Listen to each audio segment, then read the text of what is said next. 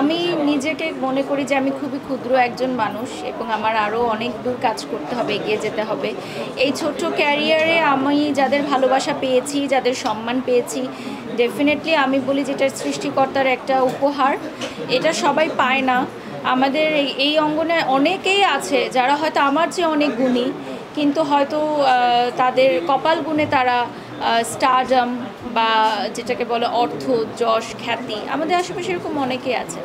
আবার এরকম অনেককেই আপনারা দেখবেন যে যাদের হয়তো কোনো গুণ নেই, তারাও অনেক টাকা পয়সা গাড়ি বাড়ি করে ফেলছে। সো এটা আমি বলবো যে টোটালি রূপে সৃষ্টিকর্তার একটি উপহার।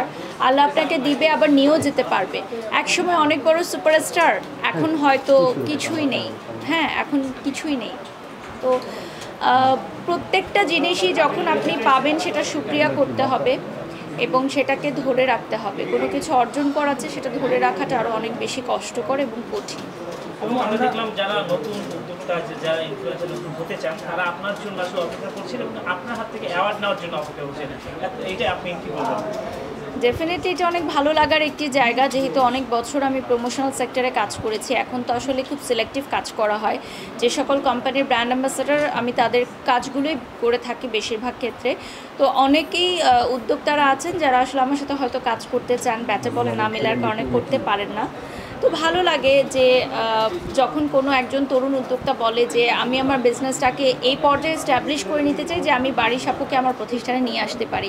তো এটা যখন একটা মার্ক থাকে বা এটা যখন একটা স্ট্যান্ডার্ড থাকে, একটা কাজের অনুপ্রেরণা থাকে, তো এটা ডেফিনেটলি আমার জন্য অনেক বড় একটি পাওয়া যে আমাকে চ্যালেঞ্জ করে তারা একটা কাজে নেমেছে এবং থাকেও সেই জায়গাটা। যখন আমি যাই তখন বলে যে আপনাকে নিয়ে আসবো আমার এই প্রতিষ্ঠানে, অনেক বছর ধরে আমি প্ল্যান করেছি, চেষ্টা করেছি, ফাইনালি নিয়ে আসছি।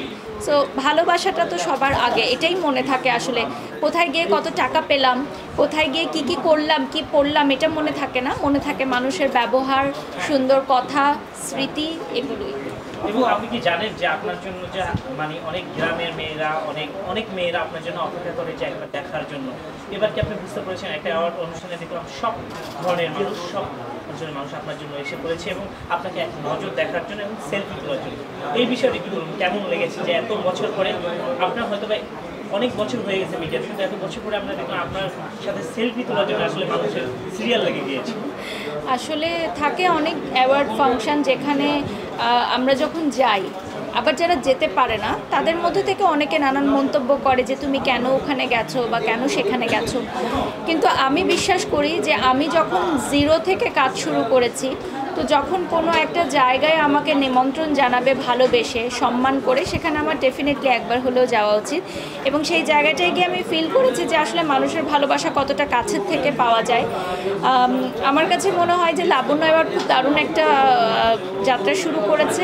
এখানে আমাদের অনেক সাংবাদিক ভাইরাও অ্যাওয়ার্ড পেয়েছেন, এটাকে আমি সাধুবাদ জানাই। কারণ আমাদের বিভিন্ন অ্যাওয়ার্ড ফাংশনে আমি এটা চেষ্টা করি যুক্ত করার যে সাংবাদিক এই সেক্টরটায় একটা, হ্যাঁ, বিনোদন সাংবাদিক বা ক্রাইম রিপোর্টার্স বা যারা যেই অঙ্গনে যেই বিটে করেন কাজ, তাদেরকে আসলে সম্মাননা জানানোর জন্য। কিন্তু বেশিরভাগ অ্যাওয়ার্ড ফাংশনে এই ক্যাটাগরিটাই থাকে না। তো এই জন্য আমার কাছে লাবণ্য অ্যাওয়ার্ডকে একটু অন্যরকম মনে হয়েছে।